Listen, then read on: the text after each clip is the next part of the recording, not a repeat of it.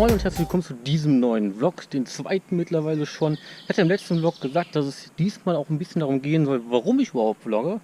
Ja, und das ist eigentlich ein ganz einfacher Grund. Ich war vor so 2-3 Monaten sehr unzufrieden mit mir. Ich bin die Treppe heraufgelaufen, um die Bahn noch zu kriegen, und ich war völlig alle. Richtig alle. Und ich habe gedacht, das geht gar nicht. Vor ein paar Jahren, da war ich noch richtig fit. Ich war nie so wirklich der sportliche Typ. Aber ich war auch nicht so ganz unsportlich, und da habe ich mir gedacht, ey, du musst auf jeden Fall was ändern. Weil seit ich mich beim Bund war, habe ich um die 10 Kilo zugenommen. Und das wollte ich einfach nicht mehr. Und ich denke, okay, du musst auf jeden Fall was ändern. Ich wollte jetzt aber auch nicht so irgendwie Fitnessstudio oder so gehen. Ich will einfach nur ein bisschen die Ernährung umändern. Einfach ein bisschen gesünder und vor allem darauf achten, was ich esse. Und das habe ich jetzt schon so seit grob 2 Monaten mache ich das auch. Und habe auch schon 8 Kilo runter. Und dann habe ich jetzt auch gemerkt, okay, das funktioniert ganz gut. Also einfach nur Kalorienziel, nicht direkt den nehmen, jetzt irgendwelche Mittel hier, Diät, grüne Algen, was weiß ich nicht alles. So einen Scheiß will ich nicht. Ich gucke einfach nur drauf, ein bisschen, was ich esse und vor allem, wie viel ich esse. Ja, also ich esse dann auch, ihr habt es jetzt gerade im Vorspann schon gesehen, trotzdem bei Mc's, aber ich achte halt darauf, dass ich momentan nicht über 1836 Kilokalorien komme. Das tracke ich dann halt mit so einer App einfach alles mit. Und das funktioniert auch sehr gut. Es kommt natürlich auch noch dazu, einfach fitter zu werden, um der Bahn hinterher zu laufen, reicht natürlich nicht aus, einfach nur Gewicht zu verlieren, sondern halt auch sich wirklich fit zu bewegen. Und das kann man hier auf der Nordbahntrasse richtig gut. Und dann habe ich mir gedacht, das könnte man richtig cool vloggen, vor allem, weil ich auch mal so ein bisschen Wuppertal zeigen will. Viele Leute, mit denen ich so spreche, ich habe vor ein paar Monaten noch in Köln gearbeitet, jetzt mittlerweile in Düsseldorf, ein paar Kollegen dazugekommen, und die meisten sagen halt immer, Wuppertal ist so schäbig und so, nee, das ist keine schöne Stadt. Das stimmt nicht, wir haben eine richtig geile Stadt, mit der Nordbahntrasse vor allem, richtig Hammer, und das will ich halt so alles in diesem Vlog so ein bisschen zeigen. Ja, und weil ich euch das halt alles zeigen möchte, um einfach so ein bisschen die Entwicklung zu verfolgen, ich bin da schon sehr drauf gespannt. Ich will halt auch ein bisschen noch Fett reduzieren vor allem und ein bisschen Muskeln aufbauen, klein wenig definieren, ohne Fitnessstudio, aber alles nur so ein bisschen, indem ich mich sportlich hier bewege, besonders auf der Nordbahntrasse hauptsächlich.